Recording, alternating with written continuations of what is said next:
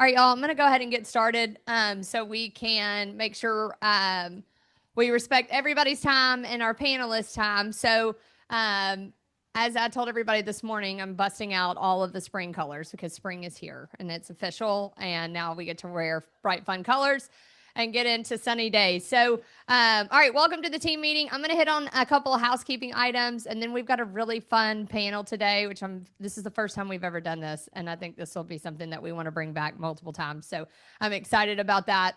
Before I start, I do want to, Rachel is doing Hopping into Luxury. She had a great turnout at that event. And then when is the next one so I can let people know?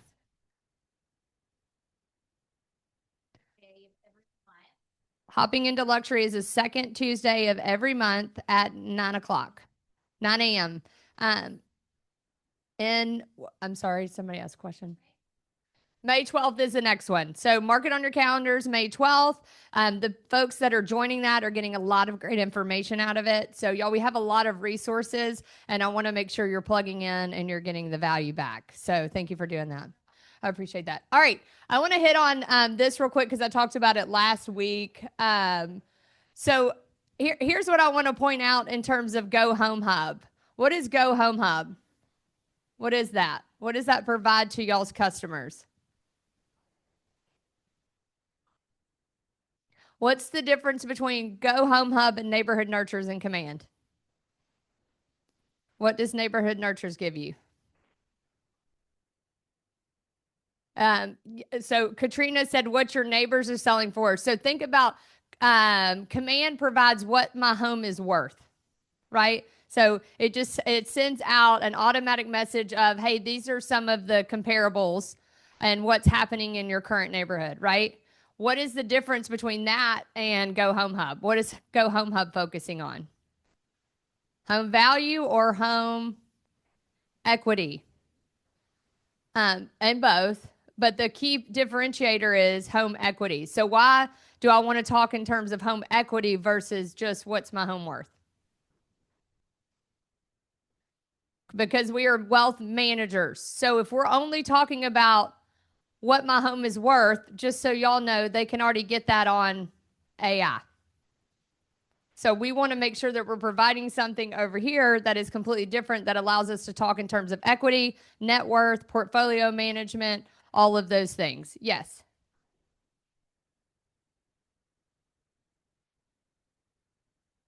So it knows more about their exact house and not their neighborhood, is what Linda said. So we were talking about this in our meeting, and I was actually talking to another agent about this. What my home is worth is transactional management thinking, and home equity is wealth management thinking. And so if we're only going to operate in transactional thinking, I think you've got to have both, because they can get transactional thinking through ChatGPT right now. Right? And so in order to use this for its fullest functionality, I want to make sure y'all understand this is a wealth building conversation, and this is what it looks like. And it goes out every single month, and then you could add vendors, and we've got designers and stagers that are going to be in here today. I'm sure they would love for you to add them into the home management portal so that you could add vendors and service providers in here. So you're going to have 4 of these people that are on panels today, and you can get their information and you can add them. I'm sure all of y'all would love to have your information posted to 2,000 people. So all that to say, Kirsten and I were talking. Do you want to kind of tell that story a little bit about you had somebody set you up on one, right? And what was your take on it from a customer standpoint?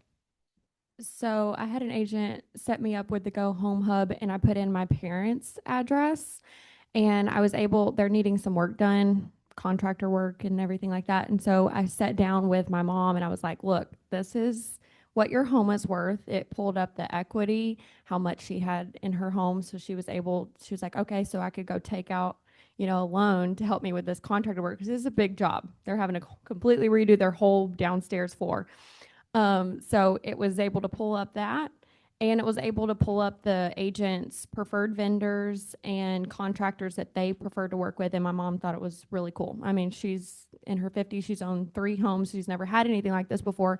And so she'll keep telling me, she's like, okay, has it went up any? Has this changed? What about carpet cleaning? I need carpet cleaner now. I need this. I need somebody to come fix the dishwasher.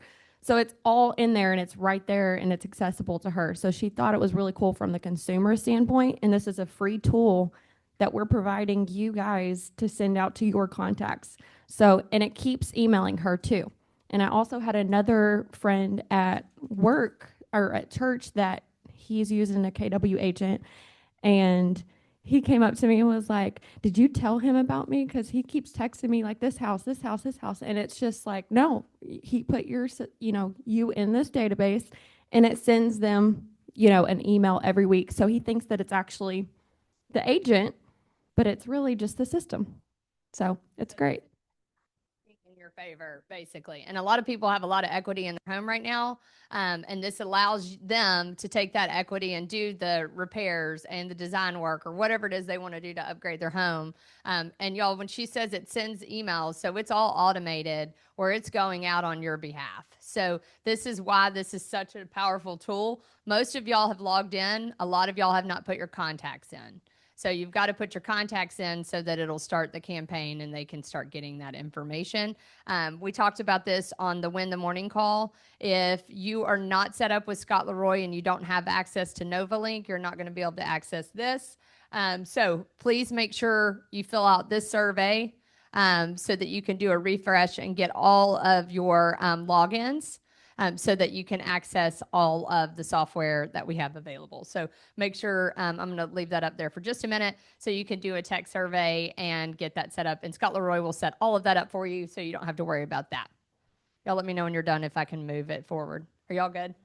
Okay. And then one more thing, or a few more things. Time to renew Tennessee and Mississippi E&O, and then straight line insurance. I had another agent call me about this again, and this is just a reminder. Y'all might want to scan this as well. They have 80 carriers. So what does that mean? Anybody know? We can shop the largest holder of all insurance carriers. And I've had several people use them and say that they've had a great experience. They were able to save money in their premiums, and then they were able to have better coverage in their policies. So just something, I actually added this in our drip campaign that when we get under contract or we're in escrow with anyone, that our clients and customers can then shop to see if they can get a better rate and also more coverage. So just a few things that I want to touch on before we hit on the panelists. One other thing, Shred It Day is booked for May 2nd. We just posted this in the KW Facebook group. Please make sure you take that, spread it out to your clients.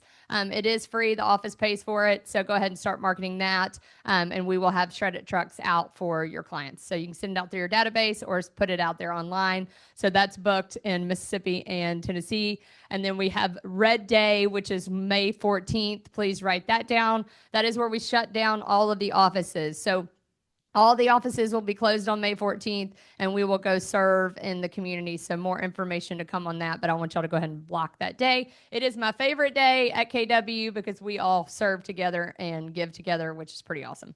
Anything else? Because I keep saying last.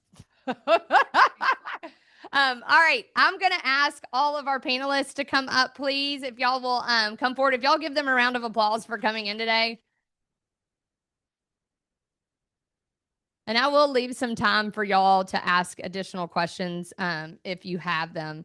While everybody's coming forward, I'm going to start, if it's okay with you, Meg, I'm going to start with you. And then if you'll tell them a little bit about your business and how long you've been in a business, and we'll take it from there. Okay, we can just pass it down.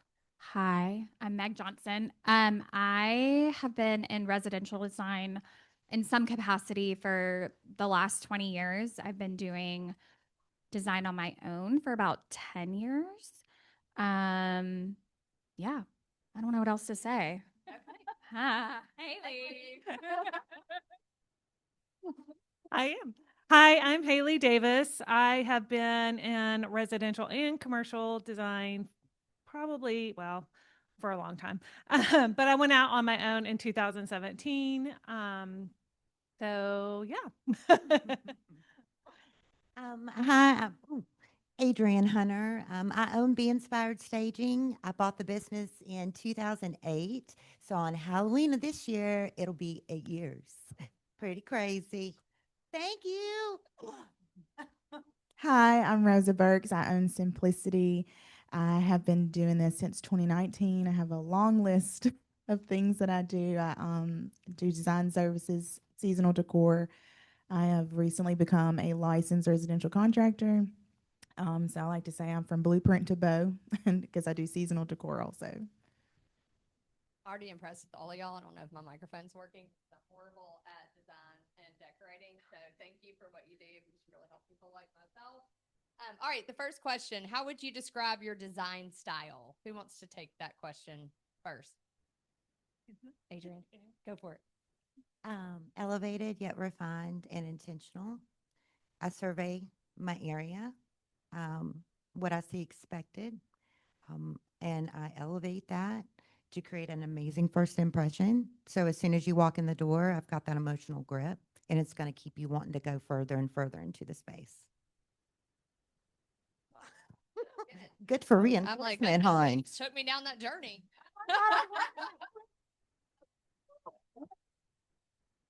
My design style, I have a master's in counseling. My background is in education and counseling. So I like to see how the space will make someone feel and function are the two ways that I approach design.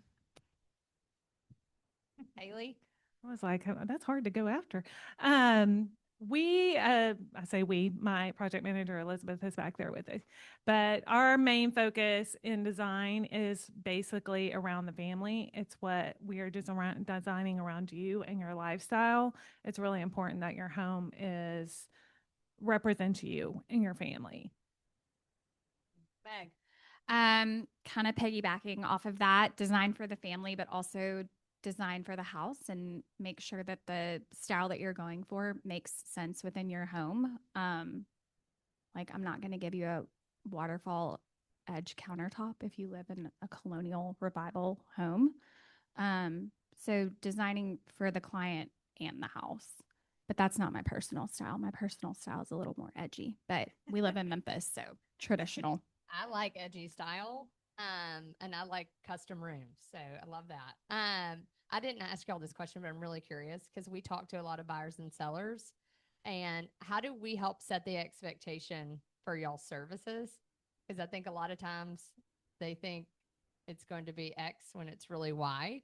How can we help support y'all in that? Yeah.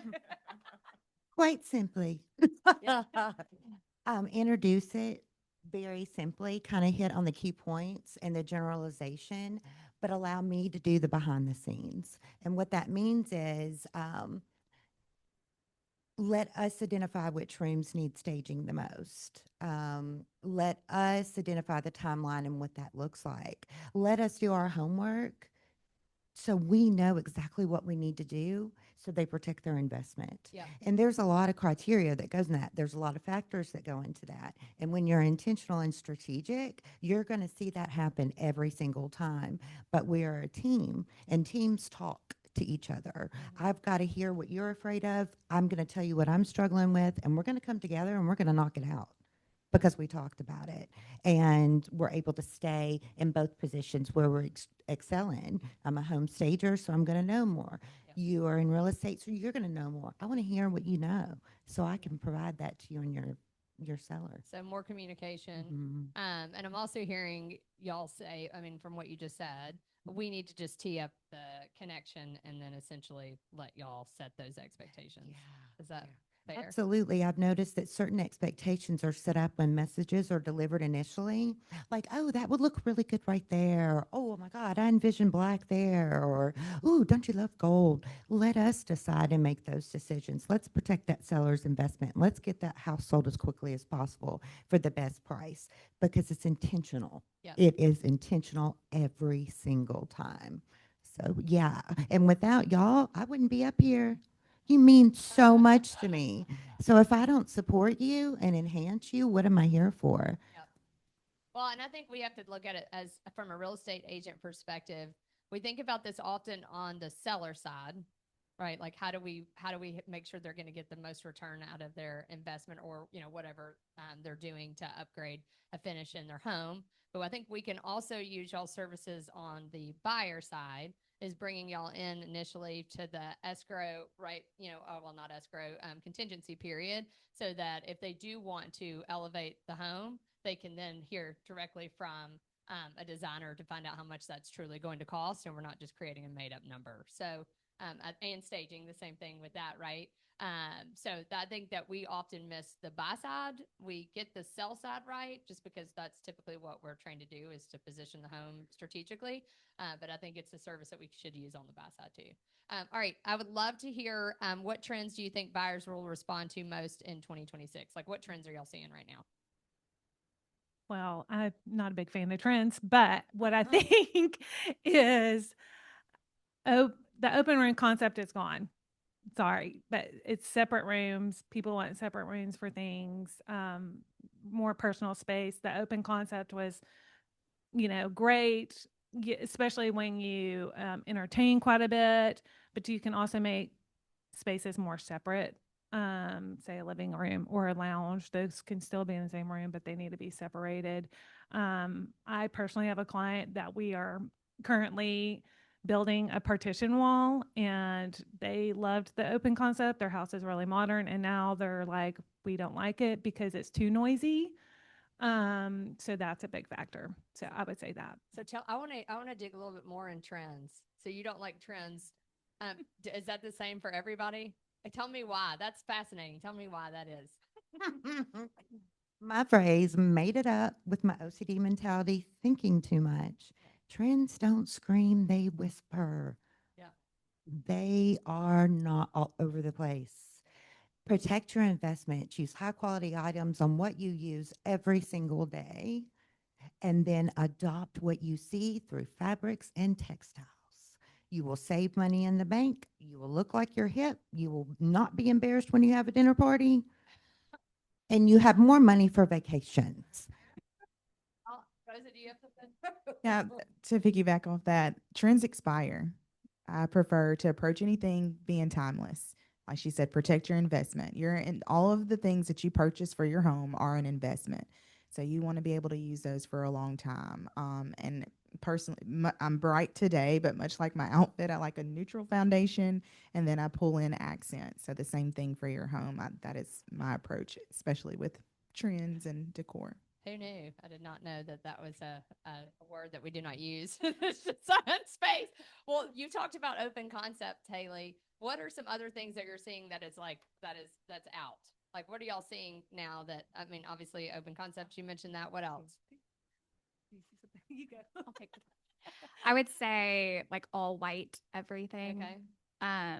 I wouldn't normally do that in a design anyway, but I feel like as soon as I walk into a new home with a client, if the entire house is whitewashed, I can't wait to get some paint in there. And I just kind of went through this. There was this really cute house I worked on Betty Joe. They knew it wasn't their forever home, so we made intentionally inexpensive choices, mainly paint in the room. We did some color drenches and some sort of neutral colors that could transition to another family really easily. And when buyers walked through, it felt like this custom, like really, detailed home. And really all we did was paint and change out some hard fixtures. And they had like multiple offers in their first 24 hours. But yeah, everything white. No, we're done with that.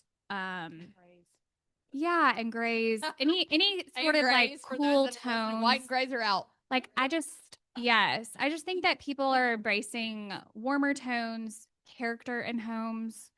So like I think actually like a semi-open concept is great, like when the kitchen opens into the family room.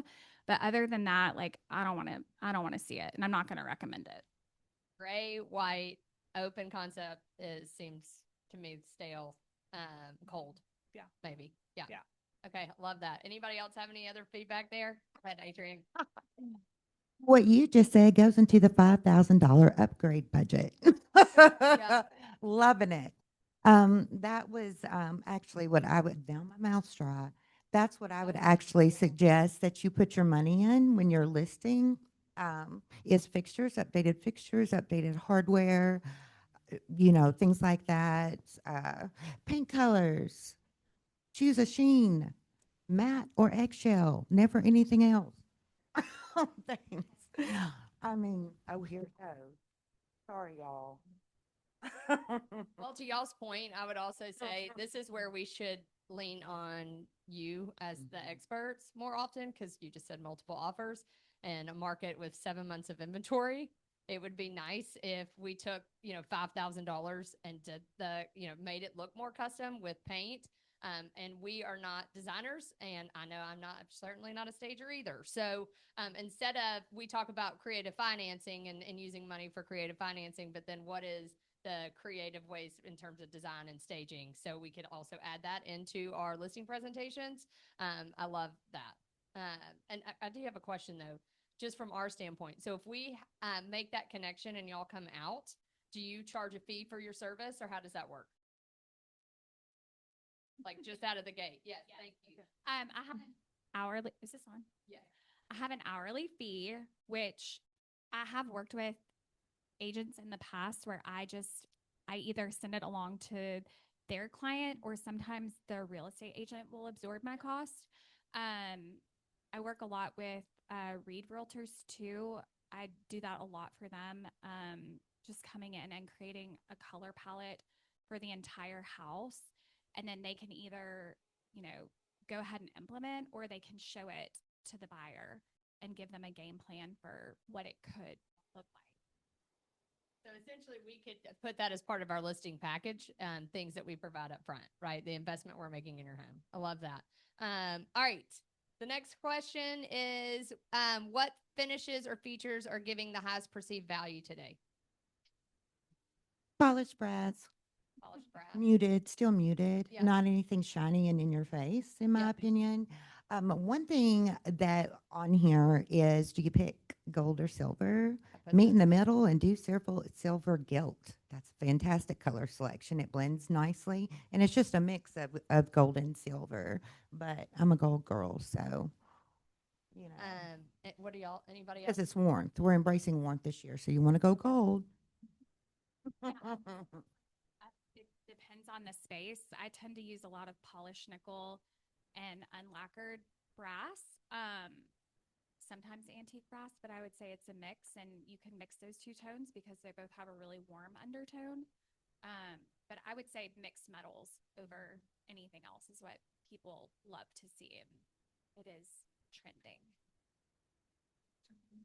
All right. What about one of the questions? And I'm going to skip around here because I know we're running over. Where do you see that people tend to over decorate? Where does the customers or homeowners typically over decorate? Haley, you got something? I'm going to say bookshelves, and I know y'all are probably what? People put things that are thoughtful in your bookshelves, things that you actually use. Like, it drives me crazy when there's just a row of pottery or a row, like, I love, like, when someone has, like, when they have a group of something, like someone loves boxes, or that's fine. I just like brand new vases that someone runs out and just sticks in there, or sticks something there. It drives me insane. And so bookshelves drive me insane, even though I love them. Like, that is like my worst enemy because I hate feeling them.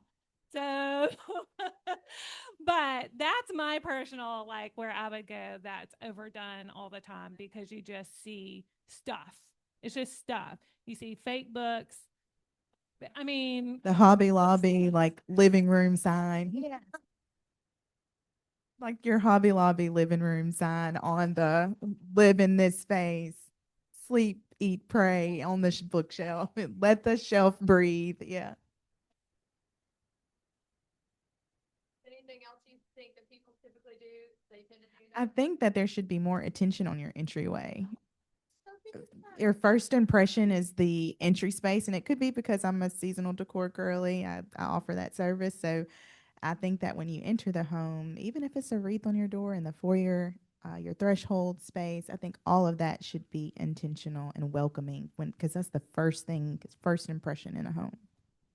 And then that kind of ties into the next question. What's one small change that can completely shift how a home feels? Paint. Paint. All right. Lighting. Tell me a little bit more about lighting. Well, first of all, have the same lighting going throughout your home. Kelvin's 2700. That's what you want. Warm. You don't want the cold blue. You don't want the daylight.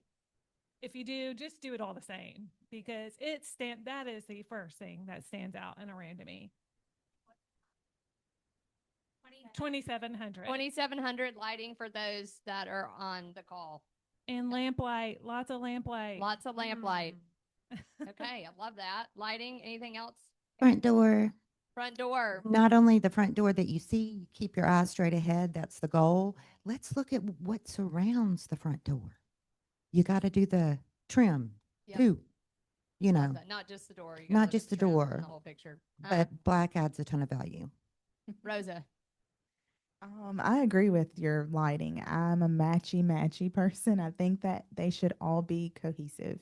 They should be a family. We don't need, all different shades of gold going throughout your light fixtures. I think we should stick with the same palette as much as possible throughout the home. What about home offices? Because that's obviously changed quite a bit. And a lot of people are working from home. What is y'all's thoughts on that and how has that evolved? I love a home office. I work from home a lot, and so does my husband. He's a broker. So we're at home working from home a lot. And I think this may lead into another question, but multifunctioning rooms are very important now. And unfortunately, a lot of people are converting their dining rooms to offices because they're not hosting as much. They're working from home as much. They're truly living in their space and utilizing that space a lot more. So I think the best investment would be a multifunctional space where you can have a guest room and an office all in one. What are y'all's thoughts on all of that? Yeah, I've been doing a lot of offices that double as a lounge. So maybe you have a floating desk and a pair of chairs where at night somebody can go sit in there and have a conversation separate from the living room or den. And I think the office lounge is a cool place to go a little bit bolder with color to make it a little bit moodier. I feel like I've got several projects right now. Yeah, piggybacking on a multifunctional office, we actually just redid my office, which was the old dining room. We don't use a dining room, Yep. and I have a massive kitchen, so my dining table's in there. But we just switched my office, like I said, to a multifunction. Basically, right now it's very officey, but the whole purpose was we do entertain people, and so we could make our back shelving. I could make that like a buffet or a sideboard. And then I have a dining table that's in the center, which we lay out all our fabric samples on. But we can also use it as a serving piece as well, or someone can sit at and enjoy a meal. Any other multifunctional spaces that y'all have seen recently? I know that wellness spaces are Well- coming in. I'm doing one this week. I'm so excited. So excited. A wellness space. With offices, though, it's technology, comfort, and work surface. Yep. Sit in the chairs when you want to critical think, embrace technology, spend the money on the budget to make you more efficient, have a standing or a sitting desk to process your thoughts and keep your eyes straight ahead. I love the office lounge. I think that's awesome. And I would agree. Moodier is definitely something that it appeals to me. What small details make the biggest difference in listing photos to y'all? When you see, homes online, what would you say is something that really stands out to y'all? Going back to the lighting, and I do love to look at, what's on the market because my husband and I have purchased 4 homes and redone them and moved pretty quickly. But the lighting to me is huge. If I perceive a space as reading cold in a photo online, I'm not drawn in as much. So that goes back to the need to keep all of your lighting consistent, that 2700 Kelvin. And honestly, I'm just drawn to character in a home. So the less builder grade, the less whitewashed, the less open concept. Like that's going to draw me in because I want to see the history of the house and the character that it offers for me to design around. Anybody else have a take on that? Adrian? I must like to hear the sound of my own voice. Oh my God, I lost my train of thought. Photos. Oh my God, things misaligned. There's no center focus, no central point. That is something that experts like y'all Yeah. know how to do, right? Yeah. But when you're appealing to a wider audience, proportion and it doesn't mean it doesn't appeal in design, it does, but it appeals in staging so much more too, because you just don't want the eyes to dance. You got to keep it like with some lines, create some balance, you know, so they are still paying attention to what they're seeing. They're buying the house, they're not buying the furniture. So you need to strategically place it where it highlights all that money that they're about to spend Yeah. on that house. That's great advice. All right, one more question, and then we're going to go to the rapid fire round, which we've already kind of mentioned. But if you had, and we talked about this earlier, but if you had $5,000 to improve a home, where would you spend it? Paint. Paint, lighting, Paint. paint, Paint and lighting. paint and lighting. So you heard it here, paint and lighting. And then we're going to open it up to questions, but I'm going to do rapid fire real quick. All right, gold or silver? Both. Both. Gold. You said gold? Oh, gold, silver, gilt. Silver, gilt, marble or quartz? Both. Marble, Both. both. Quartz. Bold colors or neutrals? Bold. Bold. Neutrals. Wallpaper or paint? Both. Wallpaper in a powder room. Staging's a little different. I like wallpaper in a powder room. Yeah, make an impact. Both. All right. Minimalist or cozy? Cozy. Cozy. Cozy. Both. Statement lighting or subtle lighting?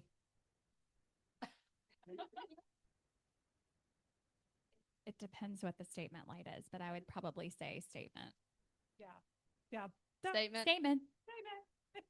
Statement in the forms of chandeliers and pendants. Beautiful lamps for your task lighting. So both. I agree. Yeah. Yeah. And then last one, rugs layered or single? Single. Single. I don't know. I go both. I love a layered rug. Layered and single, layered with a natural fiber on the bottom, a smaller size rug on the top. If it's single, it better be fabulous. Okay. Rosa, you got anything else? You agree? Yeah, single and fabulous. It's really got to ground your space. All right, we've got about 5 more minutes. I want to open it up if anybody has questions for them. Anything that y'all are seeing in your listings right now that we would like to move that listing. Anybody have any questions for them? Yes, Philip.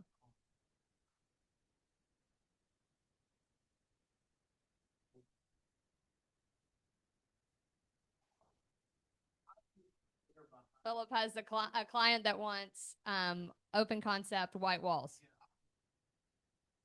I'm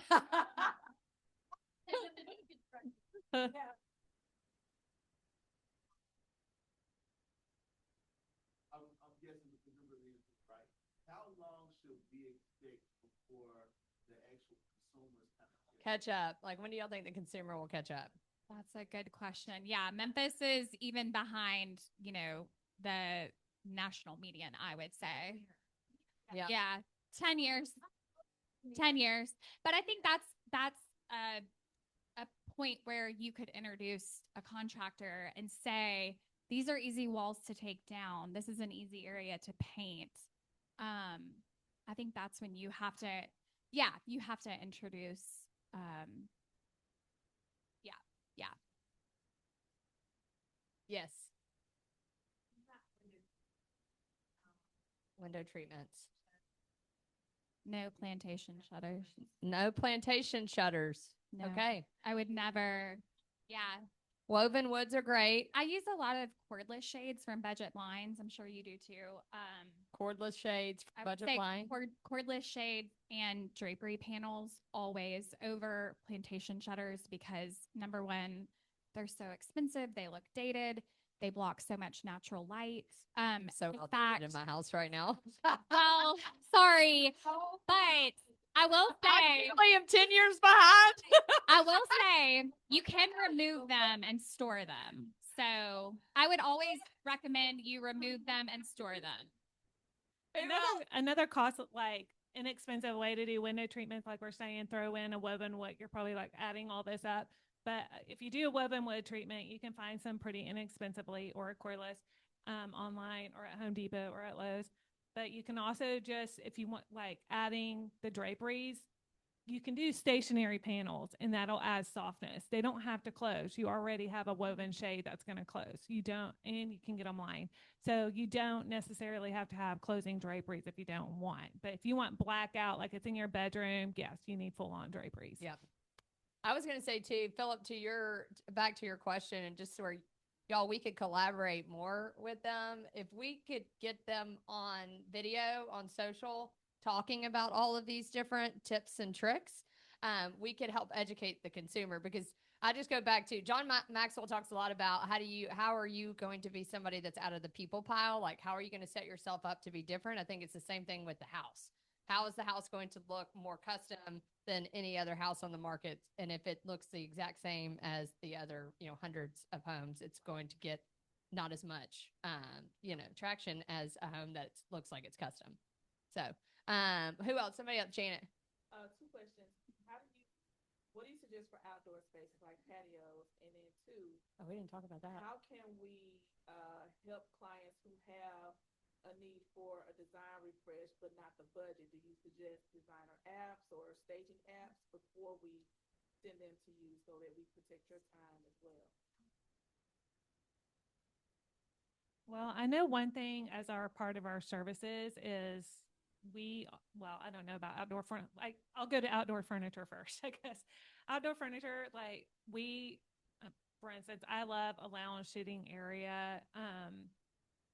I don't know if that's what you meant. Like, we've done, like, I've done a lounge sitting area where it's like 4 chairs and a sofa and an outdoor table. That client specifically loves to entertain, so we have several entertaining areas, fire pits. There's some like add additional square footage beyond your home, even if it's not covered, but creates the illusion of an extra entertaining space. Well, and I think too, like if we're talking to clients, if you've got $5,000 and you're going to pay it in a concession, and because we're seeing a lot of people pay a lot of money in concessions. How can you help coach them to redirect that money instead of just paying it out to the buyer? Coach them to put it in investment in the home so that you can get more offers to drop the price up. And I think that's something that we have to do to educate them as well. Yes. Wait a minute. Hold on 1 second, because I want Rachel to talk really quick. Do you want to talk South to Design real fast? Can you just talk? Yeah, hit on that real quick, and then we'll answer those 2. Okay. So y'all can hear me. I'm probably going to repeat a ton of things that y'all just said, and I did not ask them or know what they were going to say. But Sarah just asked me to speak a little bit about what we're seeing from wants as far as design in a luxury space right now. I have 7. I kind of like couldn't nix anything, even though it kind of drives me crazy because it's not even. But the first one's quiet luxury, so personal lived-in luxury. Still elevated and understood, but it's no longer sterile. So I like to use the word curated a lot and collected. So it's just not flat. There's not like very minimalistic. Adrian and I work very well together on staging because I want it to feel intentional. I don't want it to feel like a furniture store when you walk in a home. And that your listing should feel more intentional and editorial, not staged to death. Warm, earthy, European inspired palettes. That's shifting away from the stark white and gray that we were talking about. So think more, it can still be a form of white, right? Like it could be a taupe or a clay. It just needs to have some life to it. Even though I just actually painted last year. My walls are white in a few of my spaces, but I do have taupe trim everywhere and I've layered textured. So it's okay to have that. Just make sure you're adding the other elements into it so that it doesn't feel sterile. So anything builder white or cool toned now reads as entry level. Please, please, please, if you're working with a builder, talk to them. Do not let them put these basic colors and matte whites and just entry level spaces together. I think that's a huge problem with our new construction inventory right now, is that we're not having these conversations ahead of time. We're not thinking about what these buyers actually want. They're just looking at numbers and they want X amount of return and they don't care. You know, they're like, no, we can't do this. We can't do that. So the expectation now from a luxury consumer is next level. Like entry level is no longer acceptable. We don't want to see basic finishes on a new construction house. Like it needs to be, you got to give us something else. Okay, wellness is no longer a bonus. It's expected. Seeing tons and tons of wellness stuff in a space that goes from indoor to outdoor. I was raised in a nursery with an architectural engineer as a father, so I am very, very strategic when I'm doing listings or consultations, making sure inside and outside meet, right? So you don't want to walk up to a house and the landscape looks like garbage, you know, and then you walked in and it's beautifully staged. Like you're going to miss the mark. You got to get them in the door, right? And you want them to stay. So that goes into outdoor living spaces too, right? How can they see themselves staying longer? And that goes to, there's a huge, you know, more people are aware of mental health and benefits of wellness and things like that. So even if there's not a space, I even did a rendering recently in one of my luxury listings for turning a room into a wellness center. And it was a bonus room. You know how you have the whatever, for whatever reason, it's the bonus room in a bonus room. You're like, what the heck do I do with this space? Well, I created a wellness space outside of a tech office. And that opened up the door for someone to visualize, hey, oh my God, that actually makes sense. But that goes to target demographic. Who do you see buying that house and that sort of thing? And just giving them an option or seeing, you know, what that space can look like. Kitchens or living spaces, not just functional. This kind of goes to hit or miss with the open concept. More, you know, hidden appliances like appliance garages, that sort of thing, secondary prep kitchens, sculleries. I know that that's kind of been in, but again, that comes to people are expecting this, especially from a luxury standpoint. Like it's not an option. Like if you don't have it in there, you're missing the mark because that it's no longer negotiable. They're going to find another property that has it. And if you don't have it, find a space that you can add it to. I literally added a wall into my entryway last year for a butler's pantry. People were like, did you take down a bunch of walls? I said, no, I added them. So if you can take a space, because it connected right to my kitchen, I added a wall and created an entire pantry. I added value. I added square footage, kind of. Well, I took out a closet, so I added a little bit. But people expect different things, and it's about making it functional and tailored. Minimalism. This is like one of my favorite words recently, ladies. So a balance between minimal and maximal. So you don't want something bare, but you also don't want stuff everywhere. I think a lot of people are consumed and overwhelmed, especially by tech and everything else. That's why all these organization shows and everything have been such a hit. You know, a hit, and the Container Store makes a killing, especially from me. But people want function. They want it to still feel curated, but also not like they're suffocating by things, right? And then my last one is details that that signal true luxury, and that kind of goes down to adding in finishes like custom carpentry, rounding walls, you know, adding niches into things. I love a good carpenter. I mean, they can transform a home. I love going to Sheffield's or downtown and picking antique pieces that I can add into a new construction home to make it feel lived in and warmed and curated. Just kind of making sure that, you know, it's craftsmanship. It's not always about square footage. It's about the details that you're putting into a space. Like, please do not give me blank walls and just a quartz countertops with some pretty finishes. Like you're missing the mark. I can go all day about some Vesta shows right now, but that's a whole different conversation. Just make sure you're detailing it, you know, to your consumer. And if you have someone like Philip, for example, that wants a certain thing, show it to them or show them that they can create that in whatever it is. Because you're going to have people that still want that, right? And that's okay. Like my house might be for everybody, but you know, it might be for somebody, but I know if I'm putting money into it, and that's the way that I talk to my clients as well, make sure it's going to give you that return. Like I'm not going to recommend you do something that, you know, is going to be not beneficial to you from a ROI standpoint. Yeah. Oh, style to, yes. So Keller Williams has a community called Style to Design. If y'all want to reach out to me on that, I can give you more information. It is incredible.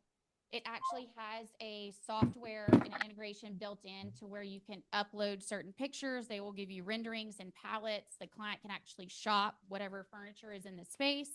And that's also a great value add for new construction and builders as well. They have a whole presentation. It's just another form of a community. It is, I think, $199 a month.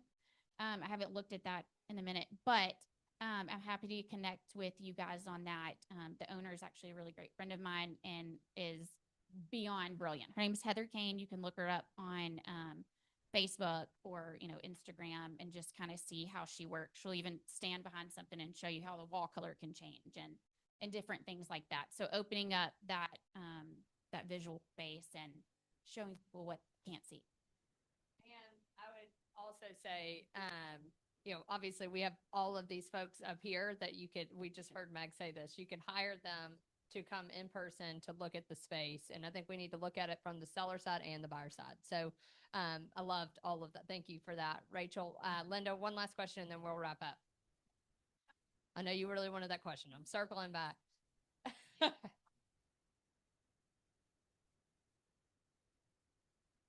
Painting cabinets is what Linda's saying.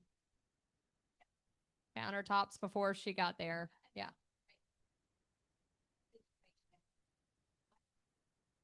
What color cabinet? What space is this in? In his kitchen. Is that wall? I think. What color are those walls? They're gray. I thought so. Meg's going to say paint. Do they have a fur down? Is there a fur down? Like the thing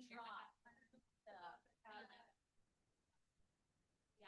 So if that's the case, I would say normally I tell people to paint the wall and the cabinet the same color. So it probably needs to be some sort of a warm white, which sounds boring, but I also can't see the counters. And if he's doing it to sell, I feel like it needs to be pretty neutral. But if there's a fur down leading into cabinetry, I try to keep them the same color. That's great advice. Anybody else before we wrap up? Yes. All right. 2 more. And then we'll wrap up right at noon. Yes, ma'am.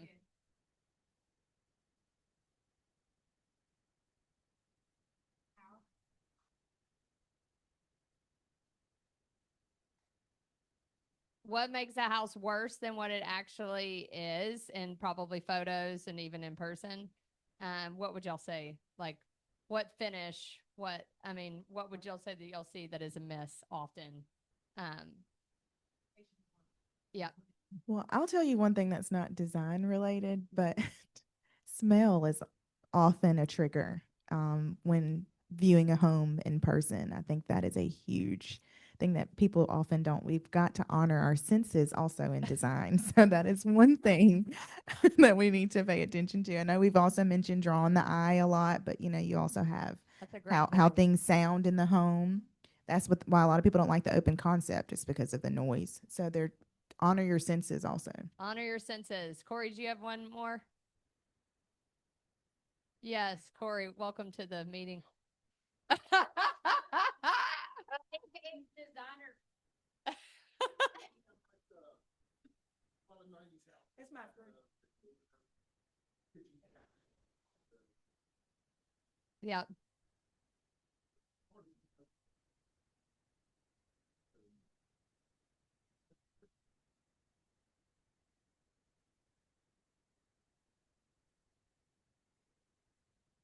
Yeah, I think you got to bring in a good painter and sand those cabinets down and get them painted.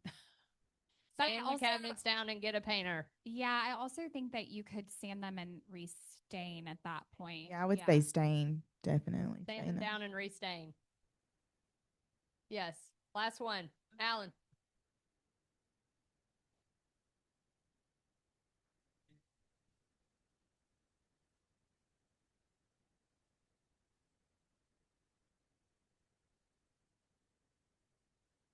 No, I feel like you could maybe just upgrade the hardware on the cabinetry. So maybe add in like an unlacquered brass knob. I think people prefer knobs over pulls typically in kitchens, especially if I'm doing a new kitchen. So I would say keep it neutral and then add a fun piece of hardware in. And if you're like me and you don't understand any of the things they're saying, you should probably hire them. And put that as part of your listing package. Y'all, thank you so much. I really appreciate it. That was fun. All right, we have a sponsor today. We're going to bring the sponsor up, John Roy with Pillar to Post. If you don't mind coming up, if y'all can give him a round of applause real quick, and then we'll wrap up. You look fun with your diver bucket. Linda said we tagged everybody on our Instagram page, and we'll send it out in Win the Morning email.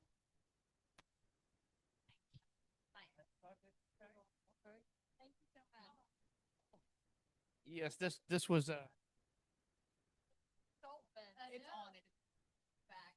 hello. This was my daughter's bucket. She's over 21. She brought it home one day, and I said, "Hey, this will be a good idea." So before I get started, I do want to pass it around. If everybody will put a card, or if you don't have a card, I've got a piece of paper and a couple of pens. Just write your name because I've got a few drawings at the end.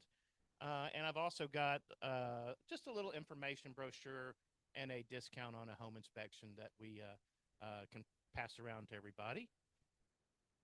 Thank you much. I have my notes. Bear with me. I was never wired to be a public speaker. So bear with me. I really appreciate being here. Pillar to Post, we do so much. And there's no way I'm going to go into it all right now. I want to focus on the things that we can do to help you guys in your business. So helping realtors, we've got a lot of things that are going to really impress your clients. And with that being said, if you have impressed clients, you can definitely get some referrals out of that if they're impressed. Booking is super easy. I had a realtor call me at 9:40 last night to get a really quick booking. I didn't have a problem with it, but sometimes every once in a while I'm out at 9:40. I'm asleep, so we can definitely go online and book. And if you see a spot, you can go 24/7, of course. You see a spot, you take it. And we have a call team, and they're there till 10 o'clock pretty much every night, and they can also answer questions. So that's going to be just to make things a little bit quicker and seamless. I know you guys give a premium level of service to your clients. It's very important to you. So our service level, we want to match that. We're going to be very courteous. We're going to be very prompt. We're going to be very respectful of the home. We've got our indoor shoes, outdoor shoes. If there's no furniture or anything, we're also going to bring chairs so your clients can sit in it. So we want to try to think of everything, kind of go above and beyond what's really expected. I want to be able to save you time. So at the time of inspection, we're able to go over the report on site with your client. I know some other folks can do this as well, but right when we're finished, we'll be able to open up the inspection report and let them see it and go over it. We can actually, walk around. We've got all the defects. Pictures are going to be there. So it's going to be very easy for us to do that. And it's also nice to be able to point out things because sometimes pictures don't do justice. You're going to see something in person and get a better understanding of, is that a big impact? Is that significant? Do I need to, budget to get this, fixed or replaced at some point? And the answer is probably yes, because there's no perfect house. I think we all know that. We can save you time with reshowings. I don't know. I'm not a realtor, never been, but I imagine there's going to be times after inspection that the clients want to go back to the house. With every inspection, we give a 360 tour. And if that can save you a little bit of time from having to go back to the house, they can look through the house at home on their computer, look up, look through every room. They're all labeled. And they can send that to friends, family as well. So that comes with everyone. So if that saves you a little time on some reshowings, that's definitely a very good aspect. Post inspection paperwork.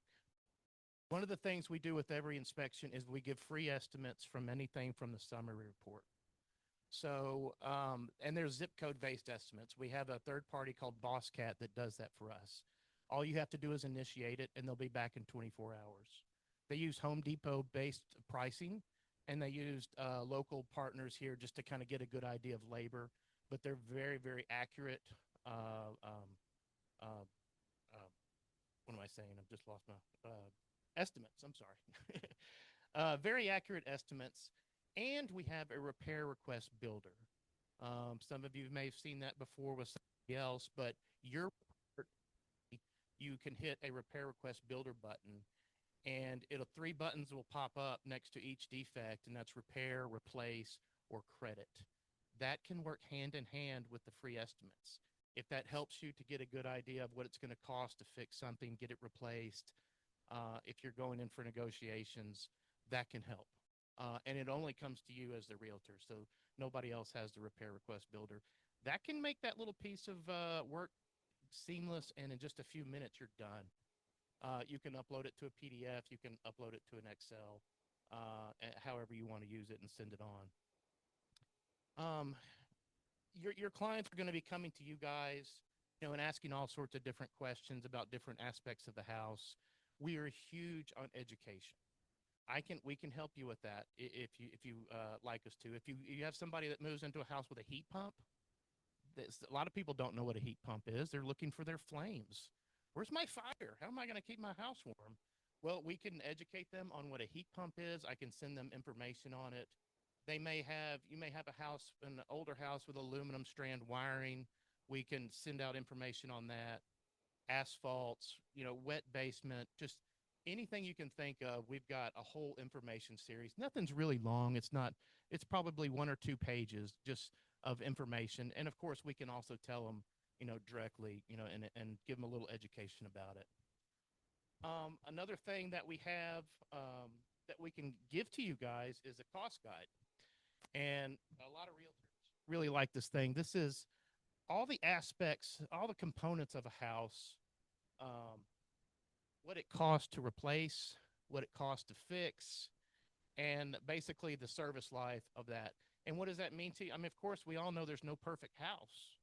And this kind of proves it. And you're going to have somebody maybe stuck on, this one aspect of a house. Well, let's talk about it. Things are going to run out, things are going to break down, you have to maintain, and they have to know that. So this is something your clients will get with every inspection, but this is also something very nice for you guys to be able to have in hand, and be able to talk about, and might even swing some business your way.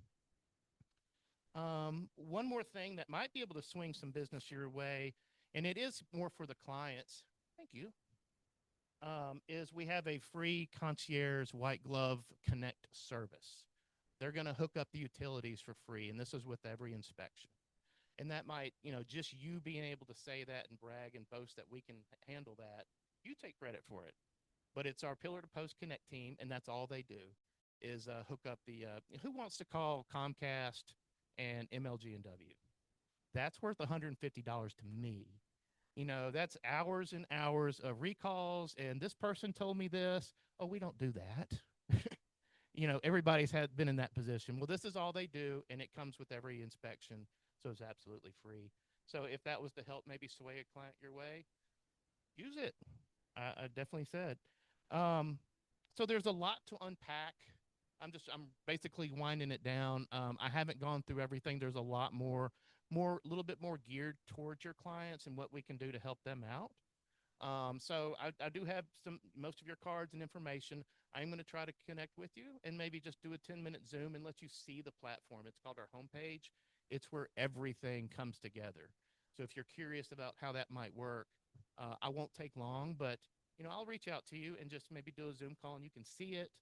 And I can even maybe send you a sample as well if you'd like to look around it. But that's basically it. That's all I wanted to go over. Just how we can help you is where I wanted to spend my time. Any questions? Yes. Yes.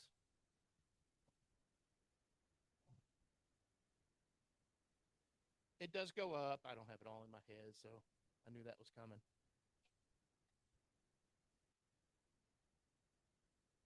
Pre-listing's the same. We call it market ready. Uh, yes. It is. It actually. A little bit about market ready. Not every house is going to be for that. Um, so our software actually changes a little bit, and we include home highlights for specific homes. If there's something, a sunroom that we want to, boast on, or if there's anything, and you guys can help with the wording and verbiage. I mean, y'all were talking about decorating. I don't know anything. I just learned a whole lot just sitting back there listening about decorating. But yeah, we certainly do that. I recommend if you have a house that's in pretty darn good shape, pre-market inspection will help that house sell sooner and for more money. You're being transparent. You already have an inspection. Things can be fixed prior. We can do a re-inspection and put that in that report as well. That this was corrected, or just take it out. If it's been corrected, we can take it out. And also for anybody who has houses that are going to go for investors, I think that's a great idea too. I didn't talk about, we can do measured floor plans as well. It's another package up. So our measured floor plans and the 360 tour gets a little bit better on that one. And home manuals, I'm not going to go into all that, but that you can use those 360 tours and those measured floor plans to market a house for an investor, and that inspection report becomes a checklist of what they need to do. We sold a house within a week after doing one in Germantown. Yeah, it was a 1972 build. Same original owner passed away. Bank took over. Well, we went and did a market ready, and somebody wanted that house, and they just used that as a checklist to fix what's going on. So yes, uh, our plus package, which is our basic, which does include the 360 tour, the concierge, and the estimates. Let's say there's a 2,500 square foot house, $499. We're not going to be the cheapest. We're not the most expensive. We're competitive, but I think once you see everything that comes and is involved with it, I think your clients are going to be more swayed to choose that. They're going to want that package. Either. I don't charge extra for crawl space. Yep. And we got termite, so we can save you some time with that. I'm doing sewer scope. We're doing, those are added services. So termite's going to be added, sewer scope's going to be added. We do mold, water quality, working on flu shots. So I'm not not quite there yet. I think everybody's giving flu shots. Yes. Sewer scopes, I think I'm got 250 on it for now. Yeah. Yeah. I can go 160 foot out. We'll see if there's any offsets, any bellies, any blockages, just to make sure. And we're just going to do the sewer lateral. So of course it's not, if something clogs up in their house a month later, that's not what we're looking at. We're only looking at the sewer lateral, but that's where the roots are. That's where that expense comes, just to kind of get rid of that issue. Yeah.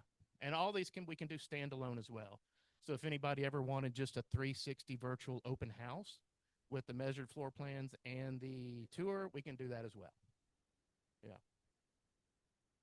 I don't do septic. Septic and pools right now I'm not doing.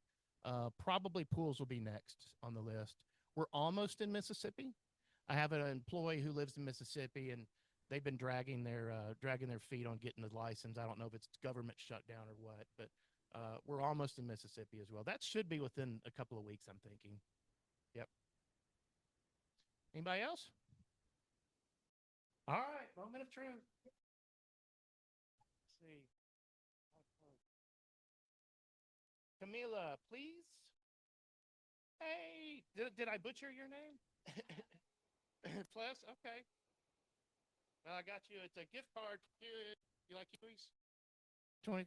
I used to work for Huey's, so that was I do have the customer service is in my blood. I worked for them for a long time, a general manager for over 20 years, and I tell you, if I miss a bowling ball size hole in a roof, the anger level is the same as this guy getting a burnt French fry. I can talk him off the ledge. That is one of the things. We're very laid back. We're very calm, cool, collected. So we're not going to freak anybody out. And I think that's very important. Pick out a piece of paper. Rachel Martin. Hey, Rachel. I didn't have to walk. Cute. Party on, party on. All right, I think I got one more. I got one more. Tarnika. Ah!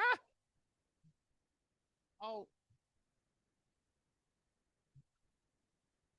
I thought I had one more.